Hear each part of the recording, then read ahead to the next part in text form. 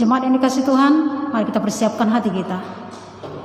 Kita saat teduh sejenak. Mari kita mengucapkan pengakuan iman rasuli. Aku percaya kepada Allah, Bapa yang Maha Kuasa, Khalik langit dan bumi, dan kepada Yesus Kristus Tuhan kita, yang dikandung dari Roh Kudus, lahir dari anak darah Maria, yang menderita sengsara di bawah pemerintahan Pontius Pilatus, disalibkan, mati dan dikuburkan, turun ke dalam kerajaan maut, dan pada hari yang ketiga bangkit pula dari antara orang mati, naik ke surga, duduk di sebelah kanan Allah Bapa yang Maha Kuasa, dan dari sana ia akan datang untuk menghakimi orang yang hidup dan yang mati. Aku percaya kepada Roh Kudus, gereja yang kudus dan am, persekutuan orang kudus, pengampunan dosa, kebangkitan hidup yang kekal. Amin. Mazmur 107 ayat 1 sampai 9, demikian kata firman Tuhan. Nyanyian syukur dari orang-orang yang ditebus Tuhan. Bersyukurlah kepada Tuhan sebab Ia baik, bahwasannya untuk selama-lamanya kasih setianya. Biarlah itu dikatakan orang-orang yang ditebus Tuhan, yang ditebusnya dari kuasa yang menyesatkan, yang dikumpulkannya dari negeri-negeri, dari timur, dari barat, dari utara dan dari selatan. Ada orang-orang yang mengembara di padang belantara, jalan ke kota tempat kediaman orang yang tidak mereka temukan. Mereka lapar dan haus, jiwa mereka lemah lesu di dalam diri mereka. Maka berseru-serulah mereka kepada Tuhan dan kesesakan mereka, dan dilepaskannya mereka dari kecemasan mereka. Dibawanya mereka menempuh jalan yang lurus, sehingga sampai ke kota tempat kediaman orang. Biarlah mereka bersyukur kepada Tuhan karena kasih setianya, karena perbuatan-perbuatannya yang ajaib terhadap anak-anak manusia. Semua dipuaskannya jiwa yang dahaga dan jiwa yang lapar dikenyangkannya dengan kebaikan. Mari kita memuji Tuhan dengan segenap hati kita. Kita berikan segenap hati, pikiran, dan perasaan kita kepada Tuhan. Amin. Yesus.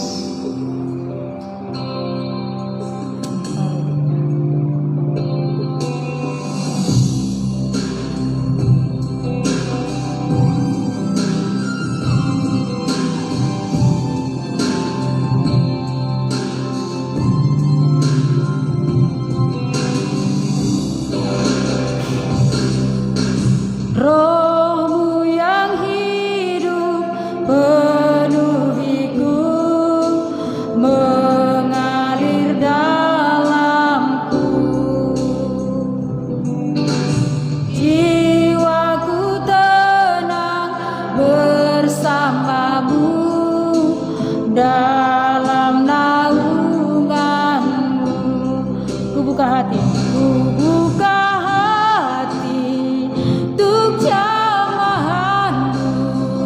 berserah penuh di hadirat-Mu.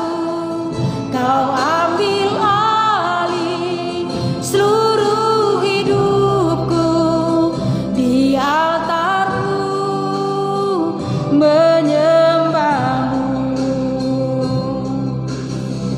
Roh-Mu yang kudus pulihkanku.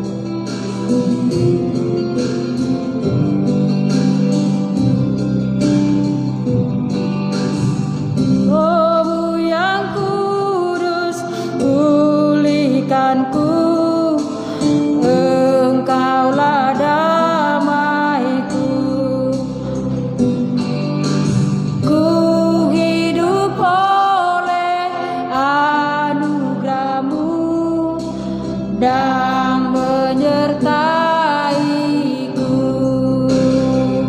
Ku buka hati untuk jamahan-Mu, berserah penuh di hadirat-Mu.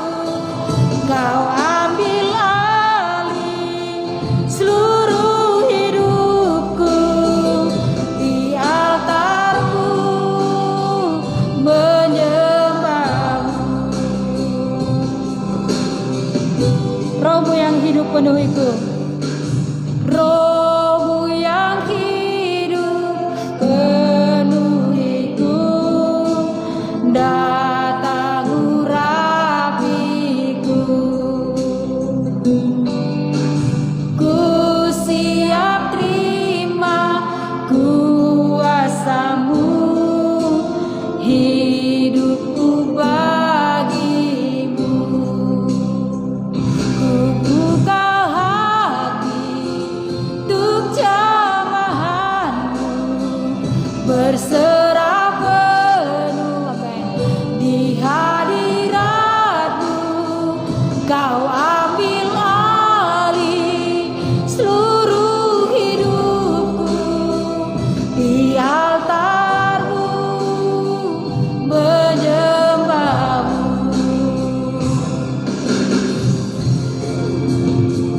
Ku buka hati untuk jamahan-Mu, berserah penuh di hadirat-Mu. Kau ambil alih seluruh hidupku, di altar-Mu menyembah-Mu, di altar-Mu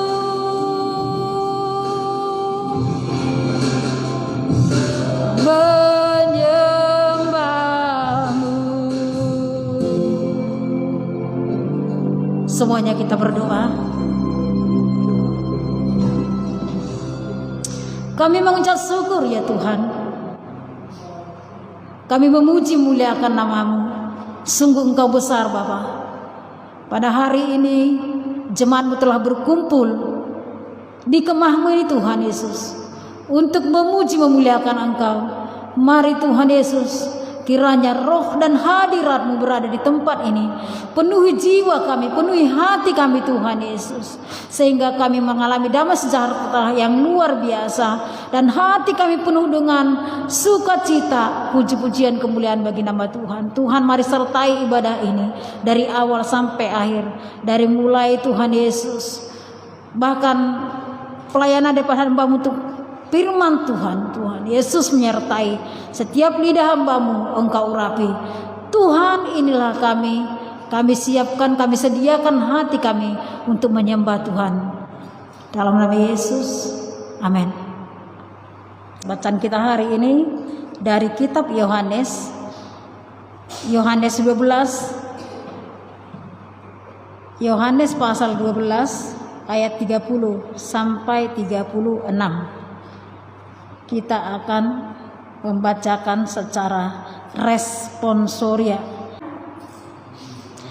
Di antara mereka yang berangkat untuk beribadah pada hari raya itu terdapat beberapa orang Yunani.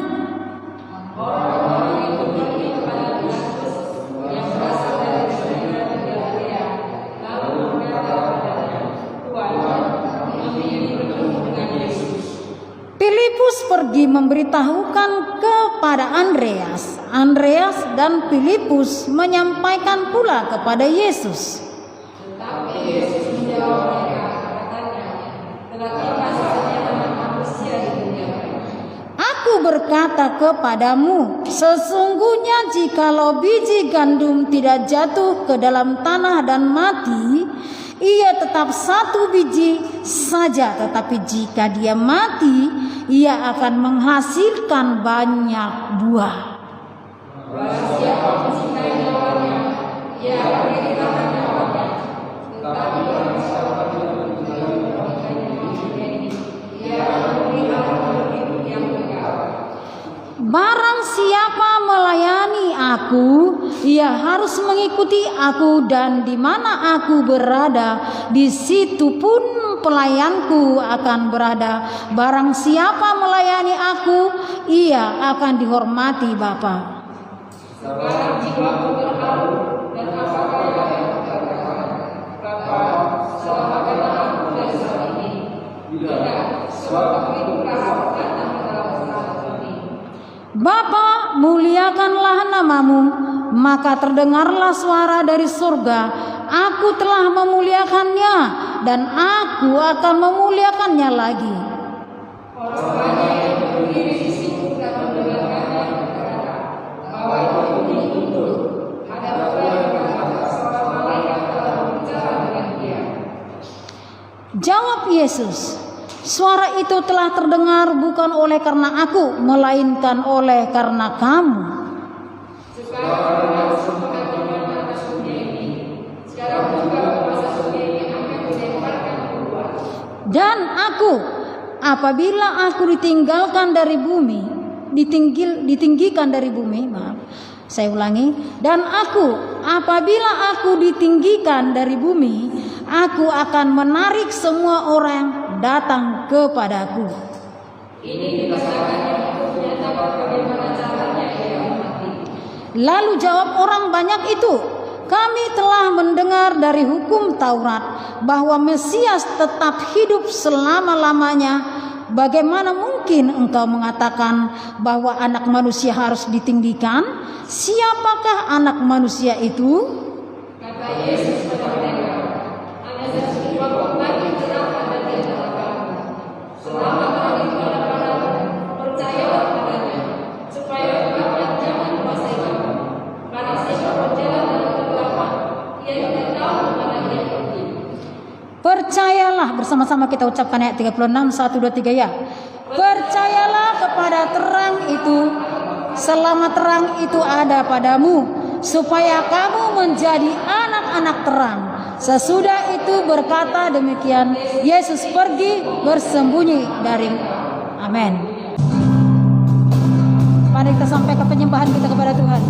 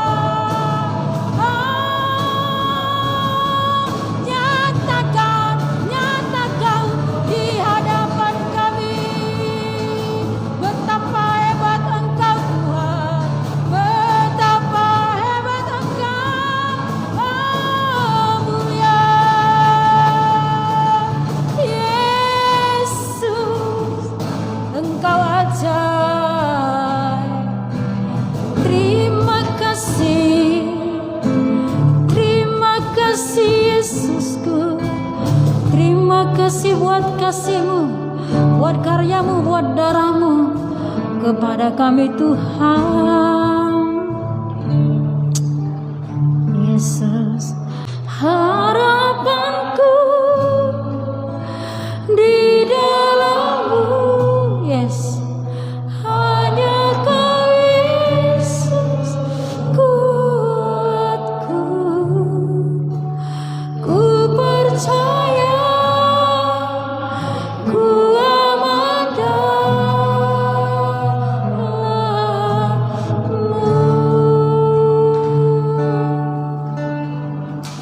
Amin.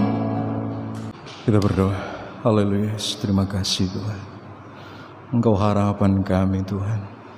Tiada yang seperti Engkau Tuhan. Terima kasih. Jiwa kami rindu untuk memuji, menyembah Engkau.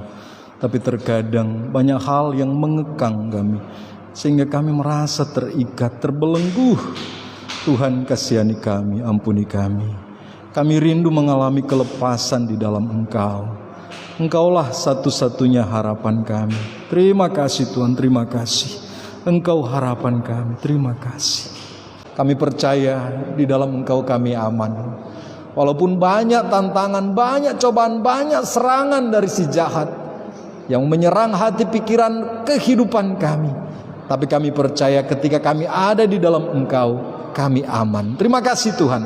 Waktunya kami akan mendengarkan pengajaran dari firman-Mu. Tolong kami, beri kami hikmat untuk mengerti akan keajaiban firman-Mu, sehingga kami boleh hidup di dalamnya. Dalam nama Tuhan Yesus, firman yang hidup. Amin. Shalom. Wah, selamat siang. Kita bersyukur hari ini kita ada dalam anugerah Tuhan. Baik Bapak Saudara, tema kita sepanjang bulan ini berbicara tentang bagaimana untuk mengalami pertumbuhan. Menanam, bertumbuh, dan menuai. Yang paling asik mana? Menanam, bertumbuh, atau menuai? Hah? Menuai ya gitu ya. Kita pasti pingin menuai ya gitu ya. Pasti pingin ya. Tetapi percayalah bahwa ada sukacita ketika menanam ya, dan terlebih sukacita ketika tiba waktu menuai. Nah Bapak Saudara, tema kita adalah ya, mati dan menghasilkan banyak buah. Wow, bagaimana mati baru menghasilkan banyak buah ya. Dari ayat yang ke-24 ya. Mari kita baca bersama ayat 24. Ayat 24, ya, firman Tuhan bersama-sama 3. Aku berkata kepadamu, sesungguhnya jikalau biji gandum tidak jatuh ke dalam tanah dan mati, ia tetap satu biji saja. Tetapi jika ia mati, ia akan menghasilkan banyak buah. Wow, jelas sekali ya. Kalau kita ingin menuai hasil yang banyak, maka kita harus merelakan tanaman benih itu untuk ditanam ya.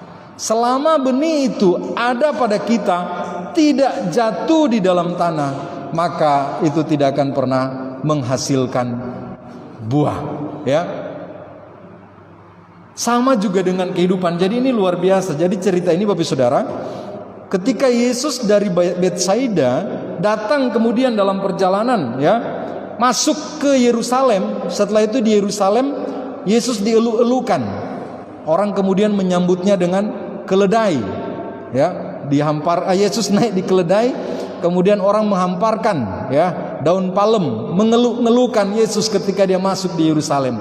Setelah itu banyak orang Yunani datang mencari Yesus. Orang-orang Yunani datang mencari Yesus, bukan orang Yahudi.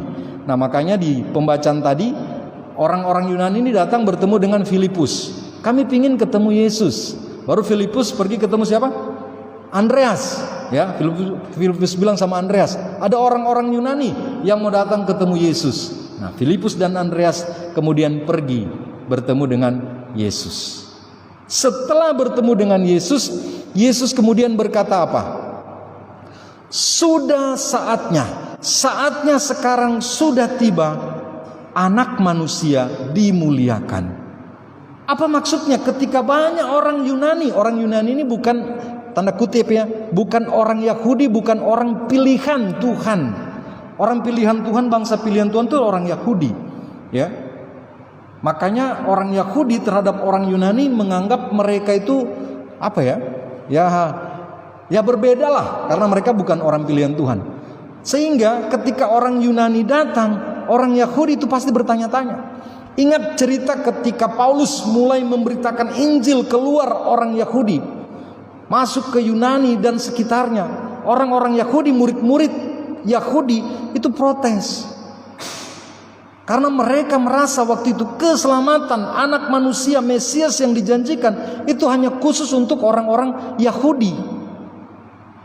Tapi ternyata coba lihat, ketika Yesus masih hidup, orang-orang Yunani datang, Yesus berkata, sudah tiba saatnya anak manusia dimuliakan. Artinya apa?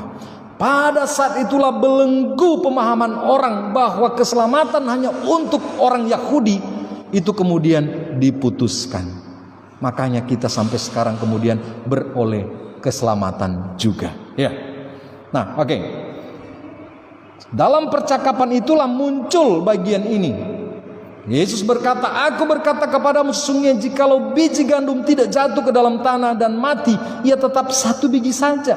Tetapi jika ia mati, ia akan menghasilkan banyak buah. Nah, untuk itu mari kita lihat. Yang pertama, mengapa Yesus harus mati?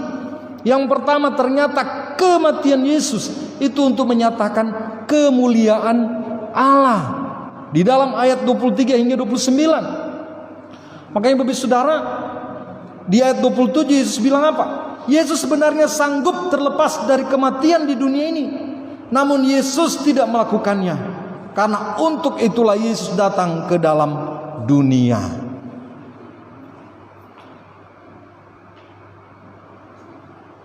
Ya, jadi seperti itu Bapak Saudara. Yesus mati untuk menyatakan kemuliaan Allah. Ingat ya, setelah kemudian orang Yunani datang mau berjumpa Yesus, Yesus bilang, sekarang sudah tiba waktunya anak manusia dimuliakan. Bagaimana mungkin kematian kemudian bisa memuliakan seseorang? Bukankah kita pikir kalau mati ya sudah selesai, betul ya? Sehingga banyak diantara kita kalau mati kita sedih, ya sampai sekarang. Tapi ternyata tidak. Kalau kita ingat kisah Lazarus ya, Lazarus sakit mati. Kematian Lazarus juga mendatangkan kemuliaan bagi nama Tuhan. Dia dibangkitkan sehingga banyak orang yang menjadi percaya dan banyak orang yang mau membunuh Lazarus. Kenapa? Karena mereka takut jangan-jangan semakin banyak orang yang percaya kepada Yesus. Karena Yesus ternyata sanggup membangkitkan Lazarus. Ya. Oke, jadi sekali lagi yang pertama, kematian Yesus itu menyatakan kemuliaan Allah. Ya. Pakai manual aja, klik aja, enggak apa-apa. Ya, klik aja bisa. Ya. Bisa Kak? Ya, klik aja ya, manual aja. Oke. Nah, ayat 27. Kenapa Yesus bisa mati padahal dia Tuhan? Ya. Ingat Bapak Saudara, Yesus itu sanggup terlepas dari kematian di dunia ini. Namun Yesus tidak melakukannya karena untuk itulah Yesus datang ke dalam dunia. Mari kita baca ayat 27. 3. Ada di slide ya. Sekarang jiwaku terharu, dan apakah yang akan kukatakan? Bapa, selamatkanlah aku dari saat ini. Tidak, sebab untuk itulah aku datang ke dalam saat ini. Percayalah Bapak Saudara, Tuhan sanggup menyelam Bapa di sorga, sanggup membebaskan Yesus dari kematian. Yesus bisa meminta kepada Bapa di sorga untuk melepaskan dia dari kematian. Tapi Yesus tidak melakukan itu. Ingat ketika Yesus ditangkap, ya, murid-muridnya berusaha untuk membela dia. Bahkan satu yang kemudian potong telinga perwira Roma yang datang menangkap, ya, Malkus. Yesus ambil tempel di telinga, sembuh. Yesus bilang apa? Kamu pikir aku gak bisa panggil bala bantuan dari sorga?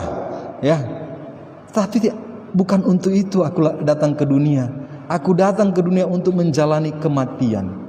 Kenapa? Karena dengan mati maka Yesus akan memberikan kehidupan bagi banyak orang. Itu luar biasa banget ya. Yang kedua, Kematian Yesus memberikan keteladanan kepada kita untuk tidak takut akan kematian. Kenapa? Karena kematian bukan akhir segala-galanya. Dan kematian merupakan pintu dan awal memulai kehidupan yang baru. Betul nggak? Seperti biji tadi kan? Biji tadi benar hilang dari kita, mati. Tapi apa yang terjadi? Dia mulai tumbuh dan memulai kehidupan yang baru. Kemudian menghasilkan buah. Demikian juga dengan kita. Nanti kita akan lihat aplikasinya sebentar. Sama seperti Yesus, dia berkata apa? Ketika dia ditinggikan di atas kayu salib, dia akan menarik semua orang datang kepadanya. Dan benar, kematian Yesus memberikan merupakan peristiwa yang sangat menggemparkan. Semua mata kemudian tertuju di kayu salib, melihat akan kemuliaan Allah. Sampai sekarang masih banyak orang yang bertanya-tanya, kok bisa-bisanya Allah mau mati di atas kayu salib? Dan banyak orang belum percaya. Kenapa? Karena takut akan kematian. Mereka nggak percaya bagaimana mungkin Tuhan mau mati di atas kayu salib. Ya, saya sederhana aja Bapak Saudara. Ada orang juga bilang gini, kok Tuhan mau jadi manusia? Wah, enak betul ya. Sebenarnya sangat sederhana. Tuhan bisa jadi manusia nggak? Hah? Ya, kalau kita percaya Dia Maha Kuasa, artinya Dia berkuasa untuk menjadi apa saja, betul nggak? Kalau Tuhan Maha Kuasa, maka Dia berkuasa menjadi manusia. Yang tidak bisa adalah manusia menjadi Tuhan. Tapi sekarang lebih banyak orang percaya ketika ada seseorang kemudian dia merasa punya power, punya kuasa dan dia berkata Tuhan. Makanya banyak penyesatan, ya. Orang percaya seperti itu. Jadi sekali lagi Bapak Saudara, kematian Yesus memberikan keteladanan kepada kita untuk tidak takut akan kematian. Kematian itu bukan segala-galanya. Makanya di ayat 25 kita baca lagi. Ayat 25 firman Tuhan berkata, barang siapa mencintai nyawanya, ia akan kehilangan nyawanya. Tetapi barang siapa tidak mencintai nyawanya di dunia ini, ia akan memeliharanya untuk hidup yang kekal. Jangan salah ya. Tidak mencintai nyawanya di dunia ini. Artinya apa? Artinya dia kemudian tidak memelihara hidupnya hanya untuk menikmati keinginan-keinginan dunia ini. Itu artinya mencintai nyawanya di dunia ini. Sehingga sampai-sampai dia takut kehilangan nyawanya. Kenapa? Takut kalau saya mati ya harta saya kemana. Takut saya mati tidak akan menikmati hal-hal yang menyenangkan, ya. Itu keliru, ya. Makanya Tuhan bilang barang siapa mencintai nyawanya, ia akan kehilangan nyawanya. Tapi barang siapa tidak mencintai nyawanya di dunia ini, ia akan memeliharanya untuk hidup yang kekal. Itu hampir sama Bapak Saudara dengan Yesus bilang apa? Siapa yang mencintai ibunya, bapaknya, yang tidak membenci bapaknya, ibunya, saudaranya, ia tidak layak mengikut aku. Yesus tidak mengajar supaya kita benci orang tua kita, tidak. Tetapi Yesus sedang mengajar siapa yang mencintai kehidupan di dunia ini, maka dia tidak layak di hadapan Tuhan. Ya, itu jelas ya. Oke. Yang ketiga, yang berikutnya, kematian Yesus memberikan kita kehidupan dan kesanggupan untuk mematikan kedagingan kita. Ya, jadi sangat jelas sekali teladan Yesus. Mari kita baca dalam 2 Korintus ya, pasal 9 ayat 10 dan 11 ya. Ya. Mari kita baca 2 Korintus, ada di layarnya, 2 Korintus 9 ayat 10 dan 11 bersama-sama 3. Ia yang menyediakan benih bagi penabur dan roh untuk dimakan, ia juga yang akan menyediakan benih bagi kamu dan melipat gandakannya dan menumbuhkan kebenaranmu. Ayat berikutnya, kamu akan diperkaya dalam segala macam kemurahan hati yang membangkitkan syukur kepada Allah oleh karena kami. Jadi Bapak Saudara, kematian Yesus memberikan kita kehidupan dan kesanggupan untuk mematikan kedagingan kita. Ya, 2 Korintus 9 ini jelas. Yesus menyediakan benih bagi penabur dan roti untuk dimakan. Ia juga yang akan menyediakan apa? Benih bagi kamu dan melipat gandakannya dan menumbuhkan buah-buah kebenaranmu. Hanya di dalam Yesus kita kemudian bisa mematikan kedagingan kita dan kemudian menumbuhkan buah-buah kebenaran, sehingga kita diperkaya dalam segala macam kemurahan hati yang membangkitkan syukur kepada Allah oleh karena kami. Oke, ayat 24 kita baca bersama lagi. 3. Aku berkata kepadamu, sesungguhnya jikalau biji gandum tidak jatuh ke dalam tanah dan mati, ia tetap satu biji saja. Tapi jika ia mati, ia akan menghasilkan banyak buah. Amin. Mau enggak menghasilkan banyak buah? Mau? Mau ya? Oke, kalau mau enggak mati? Loh, syaratnya itu kan, kalau mau menghasilkan buah harus mati dulu. Ya. Saya beli bibit ya, ada tomat, ada cabai, timun ya, jagung dan lain-lain sebagainya gitu ya. Saya sudah bayangkan, kalau saya tanam jagung situ akan tumbuh subur gitu ya. Tapi sayangnya sampai sekarang jagung itu bijinya saya nggak tanam-tanam. Akibatnya apa? Apa yang saya angankan, memetik hasil yang banyak jagung, mau bakar jagung, itu nggak akan pernah tercapai. Betul nggak? Sama dengan kita. Hal yang kita angan-angankan untuk menghasilkan buah-buah kebenaran, itu tidak akan pernah tercapai kalau kita tidak mati kedagingan kita. Nggak akan pernah menghasilkan buah yang kita harapkan.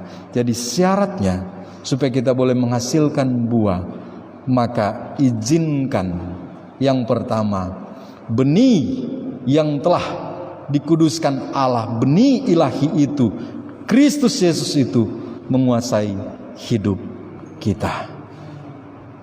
Dan izinkan Dia untuk kemudian mengubah hidup kita, agar supaya kedagingan kita dimatikan. Tanpa Yesus kita nggak mungkin bisa mengubah hidup kita.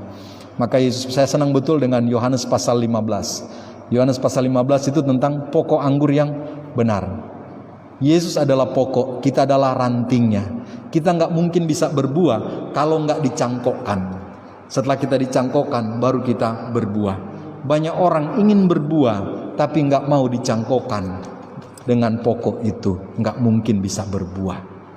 Nggak mungkin bisa berbuah. Kita bisa dicangkokkan baru bisa berbuah. Kita bisa dibersihkan kalau kita sudah dicangkokkan. Jadi jangan berpikir dulu, jangan mau jadi sempurna baru kemudian mau datang kepada Yesus. Jangan. Kita nggak akan pernah bisa meninggalkan kedagingan kita tanpa Yesus. Ya, karena banyak orang bilang, kalau kamu mau percaya Yesus, kamu harus tinggalkan ini, jangan berbuat ini, jangan ini, baru kamu percaya Yesus. Kalau kalian bisa meninggalkan ini, itu dan ini, dosa-dosa, nggak usah percaya Yesus. Iya toh? Kita bisa tinggalkan semua. Untuk apa kita percaya Yesus? Apalagi kemudian kalau kita berpikir kita bisa menyelamatkan diri kita, ngapain kita percaya Yesus? Nggak usah. Tapi kalau kita merasa kita butuh keselamatan, kita merasa kok sulit betul hidup kita berubah, kita merasa kok sulit betul kita mengalami pertumbuhan, apalagi menghasilkan buah, panggilan yang tepat berlaku bagi kita. Yesus berkata, marilah kepadaku, engkau yang letih lesu dan berbeban berat, aku akan memberikan kelegaan kepadamu. Itu janji Yesus. Makanya Yesus ketika dia datang di tengah-tengah masyarakat Yahudi, dia bergaul dengan orang-orang yang termarginalkan, orang-orang yang terpinggirkan, yang merasa putus asa. Yesus datang kepada mereka sehingga mereka punya harapan kehidupan. Itu luar biasa Bapak Saudara. Jadi ini kabar baik untuk kita. Kalau sampai hari ini kita masih terus bergumul dengan keberadaan ketidaksanggupan dan ketidakmampuan kita akan keinginan-keinginan daging kita, kabar baik bagi kita, ada harapan. Yesus datang untuk engkau, Yesus datang untuk kita, untuk memberikan kita kekuatan, kelegaan. Kenapa? Karena Yesus sudah mati dan dia mau dengan kematiannya memberikan kita kehidupan, dan dia memberikan kita kesanggupan untuk mematikan segala kedagingan kita. Amin. Oke. Ayat berikutnya. Ya, 2 slide terakhir. Sama-sama ayat 26. Barang siapa melayani aku, ia harus mengikut aku, dan di mana aku berada, di situ pun pelayanku akan berada. Barang siapa melayani aku, ia akan dihormati Bapa. Nggak gampang loh bagian terakhir ya. Ia akan dihormati Bapa. Bapa itu siapa? Tuhan sang pencipta dan sang pemilik segala dunia. Kita dihormati oleh Tuhan itu nggak gampang gitu. Pingin nggak dihormati Tuhan? Ya, kayaknya berpikir aja kita nggak berani ya. Tapi itu janji Tuhan. Kalau kita mau dihormati Tuhan, dan itu pasti Tuhan bilang, maka engkau harus apa? Melayani Yesus, mengikut Yesus, dan di mana Yesus berada, di situ pun kita berada. Amin, Valdo. Dihormati Tuhan itu luar biasa, itu janji Tuhan. Jadi ketika kita mengikut Tuhan, itu pasti tidak sia-sia. Ya, oke. Slide yang terakhir, kesimpulannya untuk kita semua. Mati dan menghasilkan buah yang banyak, paling tidak ada 2 hal. Yang pertama, kematian yang benar akan mendatangkan kehidupan yang sesungguhnya. Jadi ingat ya, kematian yang benar, ya, bukan asal mati kemudian apalagi bunuh diri. Wah, itu nggak benar ya. Itu kematian yang salah, apalagi cari-cari mati ya. Wah, itu nggak benar. Kematian yang benar, yang pertama kematian Kristus, itulah kematian yang benar. Kenapa? Melalui kematiannya darah dicurahkan, dosa diampuni, kita diselamatkan. Itu kematian yang benar. Yang kedua, kematian yang benar itu berbicara bagaimana kita mematikan daging kita, maka kita akan menghasilkan buah yang banyak. Yang kedua, rela untuk ditanam, bersedia untuk mengalami kematian, keinginan daging untuk mendapatkan kehidupan dan memberi dampak yang lebih besar dalam kehidupan kita. Bapak Saudara, ini menjadi impian kita bersama, amin. Hidup kita boleh berdampak besar, sehingga ketika kita benar-benar meninggalkan dunia ini dan memulai kehidupan yang baru, ada dampak yang besar yang boleh kita tinggalkan bagi mereka yang masih hidup di dunia ini. Mati dan menghasilkan buah yang banyak. Itu luar biasa. Daripada kemudian kita mati tidak menghasilkan apa-apa, kemudian masuk dalam kebinasaan. Makanya Yesus bilang tadi apa? Saat ini juga sudah mulai penghakiman di dunia ini. Nah, kiranya Tuhan memberkati kita, menolong kita. Tidak mudah ketika kita mau masuk dalam kematian, itu nggak mudah. Ya, mematikan sesuatu nggak mudah, apalagi sesuatu yang kita sayang, betul ya? Kita mau kasih mati binatang peliharaan aja yang kita sayang, kita pasti nggak rela, betul ya? Ada nggak yang rela? Nggak usah lah Pak Henry. Kemudian ada orang lah ya, tiba-tiba si Adri, karena dia pingin makan RW itu guguk ya, guguk itu, dia pingin makan RW, dia pergi ambil si Pluto. Baru dia sembelih, pasti marah besar kita, betul ya? Kenapa si Pluto dimatikan? Pasti nggak tega kita. Apalagi kita mau mematikan hal yang kita sayangi, yang sudah bertahun-tahun beserta dengan kita. Itu tidak gampang, ya. Tapi percayalah, kalau kita bersedia, kita rela untuk ikut di dalam kematian kedagingan dengan meneladani Kristus, percayalah, kita akan menghasilkan buah yang banyak. Tuhan Yesus memberkati. Kita berdoa. Bapa, kami bersyukur boleh membaca dan merenungkan firman-Mu, mengingatkan kami kembali bahwa Kristus sudah mati di kayu salib untuk memberikan kami kehidupan. Terima kasih Tuhan. Dan firman-Mu juga mengingatkan, menasehati, bahkan menegur kami. Biji tidak akan mungkin menghasilkan buah yang banyak kalau tidak mati terlebih dahulu. Tuhan, tolong kami. Karena terkadang kami punya angan-angan, impian untuk menghasilkan buah yang banyak, tapi kami tidak mau mematikan kedagingan kami. Ampuni kami Tuhan. Kasihani kami.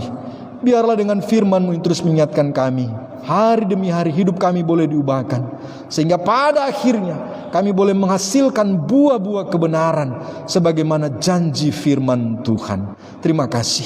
Kami akan mengikuti perjamuan kudus. Layakan kami Tuhan, sehingga pengorbanan Kristus benar-benar memaknai kehidupan kami di dunia ini. Dalam nama Tuhan Yesus. Amin.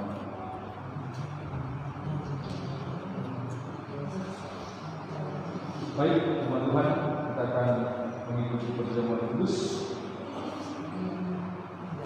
Untuk itu, dengarkanlah firman Tuhan.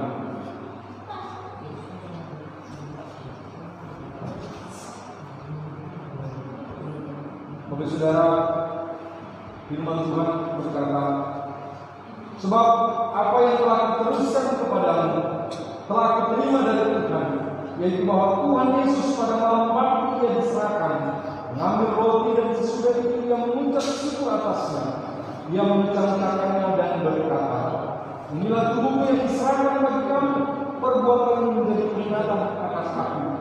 Demikian juga Ia mengambil cawan sesudah makan lalu berkata, cawan ini adalah perjanjian baru yang diperolehkan oleh darahnya. Perbuatan ini setiap kali kamu meminumnya menjadi peringatan akan aku. Sebab setiap kali kamu makan roti ini dan minum cawan ini, kamu memberitakan kematian Tuhan sampai Ia datang. Jadi barang siapa dengan cara yang tidak layak makan roti atau minum cawan Tuhan, ia berdosa terhadap tubuh dan darah Tuhan. Karena itu hendaklah tiap-tiap orang memuji dirinya sendiri, dan baru sesudah itu ia makan roti dan minum dari cawan itu. Karena barang siapa makan dan minum tanpa mengakui tubuh Tuhan, ia mendatangkan hukuman atas dirinya. Sebab itu banyak di antara kami yang lemah dan sakit, dan tidak sedikit yang meninggal. Kalau kita memuji diri kita sendiri, hukuman tidak menimpa kita. Tetapi kalau kita menerima hukuman dari Tuhan, kita dididik supaya kita akan hidup bersama-sama dengan dunia. Bagi saudara, dari firman Tuhan ini mengingatkan kita, roti dan anggur merupakan lambang dari tubuh Kristus yang sudah mati bagi kita. Untuk itu mari kita memuji diri kita sehingga kita dilayakan di hadapan Tuhan. Karena setiap orang yang telah mengakui tubuh Kristus, Kristus ada di dalam dirinya, dan hendaklah dia terus hidup di dalam Kristus. Mari kita bersama-sama mengambil waktu penuh Tuhan.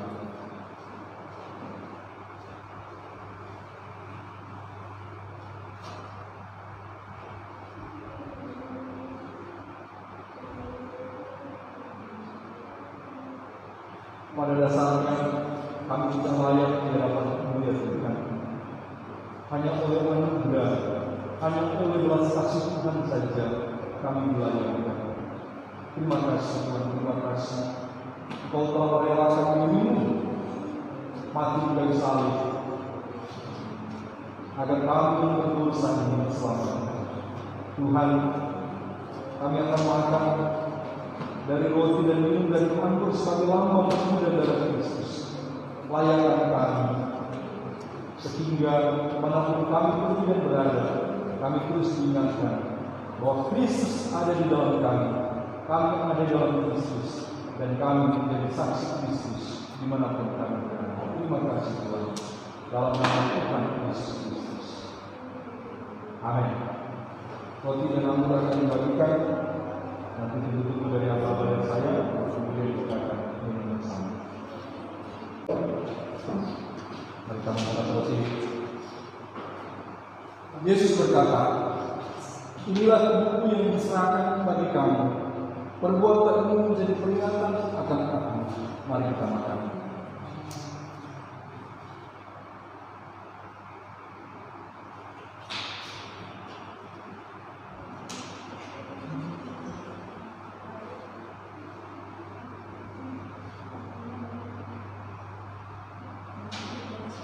Mari kita mengangkat cawan.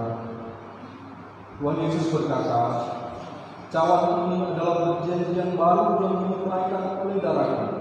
Perbuatlah ini setiap kali kamu meminumnya menjadi peringatan akan aku. Mari kita minum.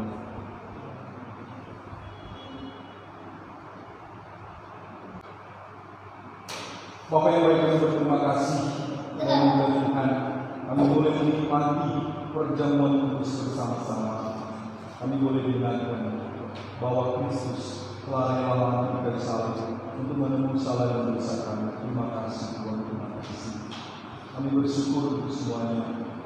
Kristus telah memberikan kami keteladanan, kesanggupan untuk menjalani tantangan-tantangan kami dalam hidup. Terima kasih. Mampukan kami Bapa, sehingga apapun yang kami hadapi, kami terus diingatkan Kristus ada di dalam kami dan kami ada di dalam Kristus. Syukur untuk perjamuan kudus dalam nama Tuhan Yesus Kristus. Amin. Jemaat Tuhan, kita bersyukur hari ini kita boleh beribadah bersama. Dan juga kita boleh menjalankan, menikmati bersama perjamuan kudus. Ya, terima kasih untuk kehadirannya bagi kita semua yang sudah melayani hari ini. Terima kasih Ibu Lasma, terima kasih Saudara Andrianus, terima kasih banyak Saudara Rivaldo, Ibu Aura, dan Saudara Adik Xavier, keluarga Bu Elis, Bu Lydia, Gio, Malvin, ya, Selin, Selin ya. Terima kasih pertama kali beribadah dengan kita. Kami sangat senang ya. Kalau masih di Jondol belum pulang di Panam ya, boleh bersama-sama dengan kita ya. Ya, Jos Valerie, ya Tuhan berkati ya semua kita. Aldrik, oh ke bawah dia Pak. Oke, terima kasih untuk semuanya. Minggu depan dalam anugerah Tuhan juga kita akan beribadah. Oke, sharing live jam 7 hingga jam 8 ya. Jam 7 hingga jam 8 ya di gereja ya. Nanti kalau ada perubahan nanti kita akan sampaikan lagi. Mari kita berdiri. Kita berdoa. Bapa, kami bersyukur untuk penyertaan-Mu dalam hidup kami, terkhusus dalam ibadah kami pada siang hari ini. Terima kasih. Kami boleh memuji-muji Tuhan, mendengarkan sabda firman-Mu. Terima kasih Tuhan untuk semuanya. Sebentar kami akan berpisah dari tempat ini melanjutkan aktivitas kami. Tolong kami, sertai kami. Sehingga apapun yang kami lakukan, nama Tuhan Yesus dipermuliakan dan kami terus menikmati berkat penyertaan Tuhan. Terima kasih. Jemaat Tuhan, arahkanlah hatimu dan terimalah berkat Tuhan. Tuhan memberkati dan melindungimu. Tuhan menyinarimu dengan wajah-Nya dan memberimu kasih karunia. Tuhan menghadapkan wajah-Nya kepadamu dan memberimu damai sejahtera. Diberkatilah engkau dalam rumah tanggamu. Diberkati engkau di dalam pekerjaan dan segala usahamu. Diberkati di dalam pendidikanmu. Apapun yang engkau kerjakan dibuat berhasil oleh Tuhan. Berkat dari Allah Bapa, anugerah di dalam putranya Tuhan Yesus Kristus, tuntunan penyertaan Allah Roh Kudus menyertai kita senantiasa dari saat ini sampai selama-lamanya. Amin. Surga dan bumi pujilah. Surga dan bumi pujilah Allahmu sumber kurnia. Seluruh makhluk puji terus Bapa, Anak, Roh Kudus. Amin. Silakan duduk saat teduh. Demikian untuk ibadah kita hari ini. Selamat hari Minggu. Tuhan Yesus memberkati. Shalom.